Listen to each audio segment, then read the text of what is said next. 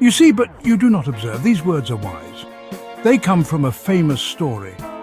The story is, it was written by Sir Arthur Conan Doyle. A very clever detective says them. His name is Sherlock Holmes. He means that many people look, but they do not truly see what is there. They miss the small things, the important things. Sherlock Holmes is a character in many books. He solves mysteries. He helps people find answers. How does he do it? He looks very carefully. He notices tiny details. A speck of mud on a shoe, the way someone ties their shoelace, a scratch on a watch. These small things tell him a big story. He puts the clues together, like pieces of a puzzle. He helps us see that the world is full of information if only we learn how to look. First, we must truly look, not just glance.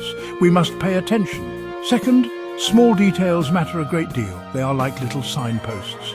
They point towards a bigger picture. Third, we must think about what we see. We connect the dots. People are like books in many ways. Their stories are not just in their words. Much of what they tell us is unspoken. It is in how they stand, how they move their hands, the look in their eyes. These are all part of their story. These are the clues, the unspoken words. They are there for us to see, if we choose to look, if we choose to pay attention. Think about a dog. A dog cannot speak our words, but it can tell us many things. It wags its tail when it is happy. Its ears might droop when it is sad. Or perhaps a little bit worried. It uses its whole body to communicate. We learn to understand our pets. We watch them. We see their patterns. People are not so different. We also use more than just our mouths to talk. Our bodies often tell the truest tales. The way someone sits can tell a story. Are they relaxed or are they tense, perched on the edge of their seat? These are all signals. They are parts of the unspoken language. We often think of listening as something we do with our ears. We hear sounds, we hear words, but what if we could listen with our eyes too? This is what observation truly means. It means using your eyes to gather information, to understand what is happening, not just on the surface, but a little bit deeper. It is about paying full attention with all our senses, but especially with our sight. Imagine you are watching a silent film. There are no spoken words, yet you can understand the story. You see the actors' faces, you see their movements, you see how they react to things, their joy, their sadness, their fear. It is all there, plain to see because you are watching carefully, you are listening with your eyes. This is a skill we can bring into our daily lives to better understand the people we meet. Paying attention means focusing. It means putting away distractions. If you're talking to someone, really look at them. Notice their expression. Notice their posture. The human face is an amazing thing. It can show so many emotions without a single word being spoken. A smile can light up a room. It tells us someone is happy or friendly. A frown can show sadness or confusion or maybe just deep thought. Our faces are like open books.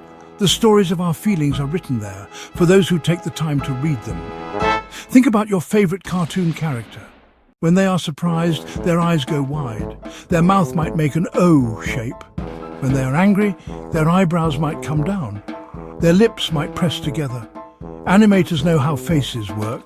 They use these expressions to tell us the story, to show us what the character is feeling. Our own faces do this naturally, all the time, even when we are not aware of it. Sometimes feelings show up very quickly. They flash across a face for just a moment.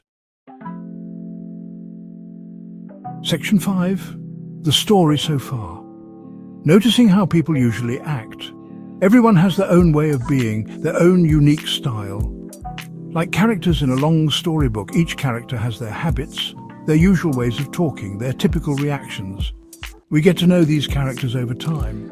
We learn what to expect from them. The people in our lives are similar. They have their own baselines, their normal way of acting and reacting. Understanding this baseline is very important. Think about your best friend. You probably know them very well. You know when they are being their usual self. You know their common phrases. You know how they usually laugh or how they act when they are a little worried. This is their baseline. It is their normal pattern of behavior. When you know someone's baseline, it is easier to notice changes. changes that might tell you something new, something important about how they are feeling. If your usually talkative friend is suddenly very quiet, that is a change from their baseline. It might mean something is on their mind. Or if someone who is normally very calm seems agitated or restless, that is also a deviation, a difference from their usual story. These changes are like new chapters in their book. Section 6. Little clues, big meanings, why this skill matters every day. So we have talked about observing, about noticing unspoken words and facial expressions, and patterns in how people act. But why does all this matter? Why is it important to try and read people like a book? It matters because it helps us in our everyday lives. In so many small yet significant ways, it is not just for detectives solving mysteries. It is for all of us, for better friendships, for kinder families.